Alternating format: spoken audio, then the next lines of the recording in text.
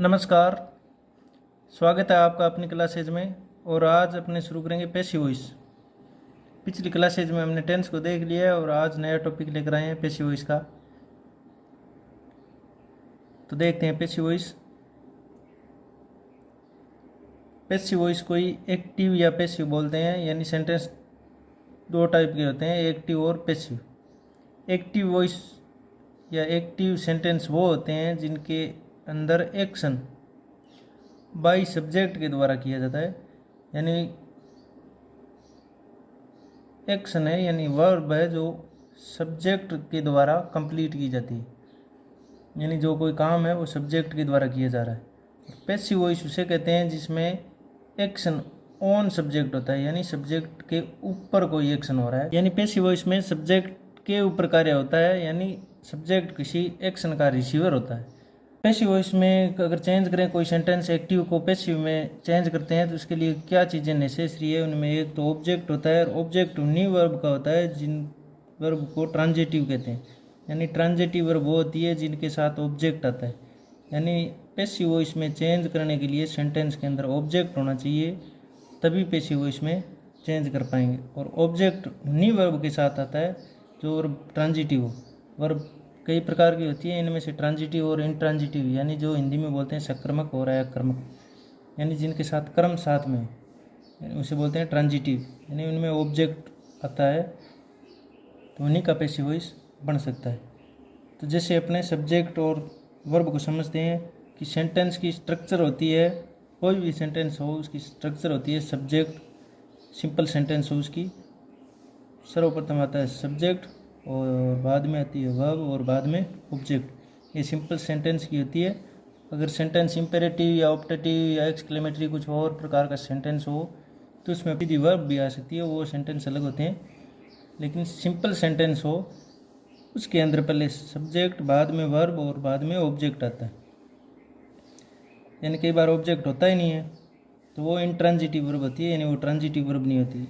यानी ऐसी वर्ब जो अपने साथ ऑब्जेक्ट लेती है उसे ही ट्रांजिटिव वर्ब कहते हैं। यानी वर्ब के बाद जस्ट बाद ऑब्जेक्ट आना चाहिए, उसे ही ट्रांजिटिव वर्ब कहते हैं। और उन्हीं वर्ब का पैसिव वॉइस बन सकता है, यानी उन्हीं सेंटेंस का पैसिव बन सकता है। तो अपने सेंटेंस स्ट्रक्चर देख ली कि कोई भी सेंटेंस हो उसमें सर्वप्रथम सब्जेक्ट, उसके बाद वर्ब और उसके बाद ऑब्जेक्ट, सिंपल सेंटेंस में।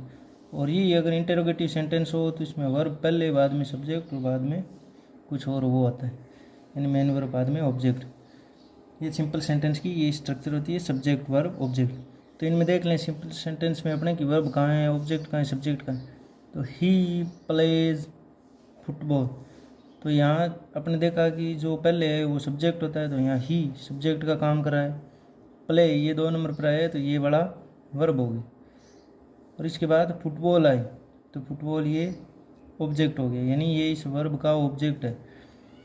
यानी ये ही है जो प्ले का काम इस फुटबॉल पर कर रहा है, यानी ऑब्जेक्ट पर इसका प्ले का प्रभाव पड़ रहा है, यानी कंप्लीट एक्शन हो रहा है, वो कर ये रहा है और वो इस पर रहा है, तो इसीलिए ये ऑब्जेक्ट है। इसी तरह सी राइट्स ए लेटर, तो इसमें ये सब्जेक्ट, ये वर्ब और ये ऑब्जेक्ट, क्योंकि वर्ब के बाद ऑब्जेक्ट आता है तो वो ट्रांजिटिव वर्ब होती है। ट्रांजिटिव वर्ब में ही अपने बाद ऑब्जेक्ट आता है। और इन्हीं सेंटेंस का, यानी जो वर्ब अपने बाद ऑब्जेक्ट लेती है उन्हीं का ही पैसिव वॉइस बन सकता है, वरना नहीं बनता। हेल्पिंग वर्ब और मेन वर्ब 2 प्रकार की होती है वर्ब। तो जैसे ये सेंटेंस है ही इज प्लेइंग फुटबॉल, तो इसमें ये सब्जेक्ट की जगह बनती है, सब्जेक्ट आता है, उसके बाद वर्ब आती है। तो इसमें वर्ब कौन सी, तो वर्ब ये दोनों ही हैं। यानी ये तो है हेल्पिंग वर्ब, ये हेल्प किसकी करी है, मेन वर्ब की। और ये वाली आईएनजी या सेकंड फॉर्म, थर्ड फॉर्म जो होती है वो ये मेन वर्ब होती है। मेन वर्ब अपने पहले भी देख रखी है, तो ये मेन वर्ब है और ये हेल्पिंग वर्ब है। तो ये दोनों मिलाकर क्या है, वर्ब का काम कर रही है। तो ये दोनों वर्ब है और इसके बाद जो आया वो क्या है, ऑब्जेक्ट है। यानी ये प्ले वर्ब है, ये है ट्रांजिटिव, ये ट्रांजिटिव नहीं होती, ये वाली ट्रांजिटिव होती है। मेन वर्ब ट्रांजिटिव या इंट्रांजिटिव का काम करती है, वही अपने साथ ऑब्जेक्ट या सब्जेक्ट लेती है। तो उन्हीं सेंटेंस का पैसिव वॉइस बन सकता है जो ट्रांजिटिव हो, यानी अपने साथ ऑब्जेक्ट लेती हो। अब जैसे इंट्रांजिटिव यानी बिना ऑब्जेक्ट वाली वर्ब भी देख लेते हैं। ही स्लीप्स, इसके बाद आगे ऑब्जेक्ट नहीं अपने पास, तो इसका मतलब इसका पैसिव वॉइस नहीं बनेगा, क्योंकि ये सब्जेक्ट हो गया, ये वर्ब हो गई, मेन वर्ब का काम करिए, तो इसके बाद ऑब्जेक्ट नहीं है, तो इसका मतलब यहाँ पैसिव वॉइस नहीं बनेगा। इसी तरह शी गोज टू स्कूल, तो अपने को पता है ये सब्जेक्ट है और ये वर्ब है, मेन वर्ब का काम करिए, और इसके बाद ऑब्जेक्ट आना चाहिए। तो सी सब्जेक्ट हो गया, गोज वर्ब होगी, और आगे टू स्कूल ये एक प्रीपोजिशनल फ्रेज है, क्योंकि टू प्रीपोजिशन है और प्रीपोजिशन के बाद कोई नाउन या प्रोनाउन दे रखा है, तो यहाँ इस वर्ब के सीधा बाद आना चाहिए था अपने को, तो ऑब्जेक्ट चाहिए था, यानी इसके बाद कोई नाउन या प्रोनाउन आनी थी, तब तो बनता पैसिव। लेकिन इस वर्ब के बाद सीधा नाउन या प्रोनाउन यानी ऑब्जेक्ट ना आकर ये प्रीपोजिशन या कुछ ऐसा दे दिया टू वोप, तो इसका मतलब इसका भी पैसिव वॉइस नहीं बनेगा। तो इस तरह अपने देख लिया कि पैसिव वॉइस उन्हीं का बनता है जो ट्रांजिटिव वर्ब हो, यानी अपने बाद ऑब्जेक्ट लेती हो। तो इस तरह अपने देख लिया कि एक्टिव पैसिव बनाने के लिए sentence structure subject verb object, जिनमें से वर्ब और ऑब्जेक्ट होना ज़रूरी है।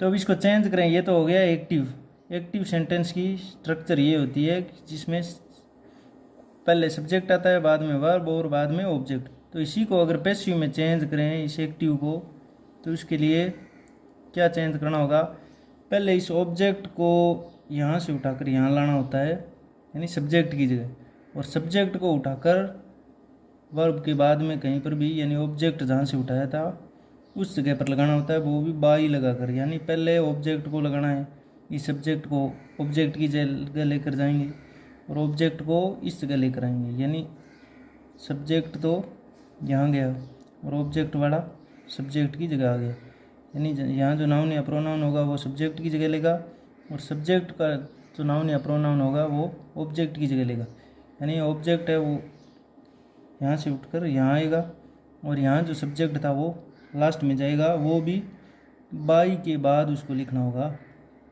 वो आगे सेंटेंस देखें कि तब अपने कर लेंगे। अब ऑब्जेक्ट और सब्जेक्ट तो चेंज कर लिए कि ऑब्जेक्ट सब्जेक्ट की जगह आ जाता है और सब्जेक्ट ऑब्जेक्ट की जगह बाई प्लस लगाकर, यानी बाई के बाद लिख देते हैं। तो वर्ब भी चेंज करनी होगी, तो वर्ब को हमेशा ही बी प्लस वर्ब की थर्ड फॉर्म यूज करते हैं पैसिव वॉइस में। पैसिव वॉइस का मतलब ही बी प्लस वर्ब की थर्ड फॉर्म। पैसिव वॉइस में टू चेंजेस होते हैं, पहला तो सब्जेक्ट को ऑब्जेक्ट की जगह, ऑब्जेक्ट को सब्जेक्ट की जगह, यानी ये ऐसे अपने को करना आना चाहिए, पहले ऑब्जेक्ट को सब्जेक्ट की जगह लाओ और सब्जेक्ट को ऑब्जेक्ट की जगह लेकर जाओ और बाई लगाकर लिख दो।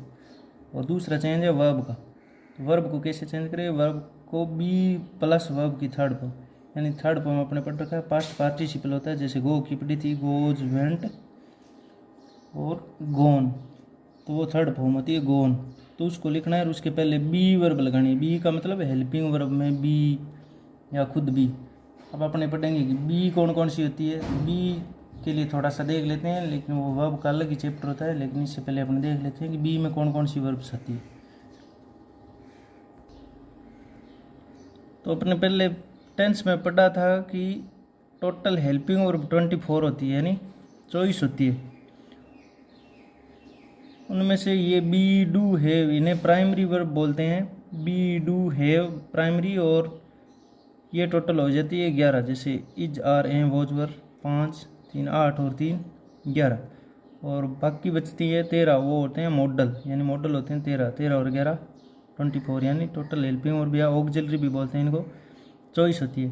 24 में से अभी अपने पैसिव में बी वर्ब देखी थी कि बी वर्ब को यूज करते हैं, बी प्लस वर्ब की थर्ड फॉर्म यूज करते हैं, तो बी में ये 5 आती है, इज, आर, एम, वॉज, वर, खुद बी भी हो सकती है, इज, आर, एम, वॉज, वर, इनके बाद वर्ब की थर्ड फॉर्म यूज करते हैं पैसिव वॉइस में, यानी बी प्लस वर्ब की थर्ड फॉर्म यूज करते हैं पैसिव वॉइस में।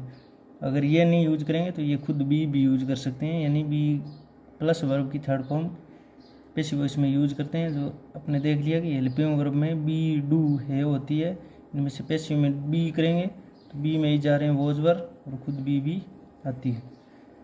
तो धन्यवाद। कैसा लगा आपको वीडियो? अगर अच्छा लगा हो तो शेयर, लाइक, सब्सक्राइब ज़रूर करें।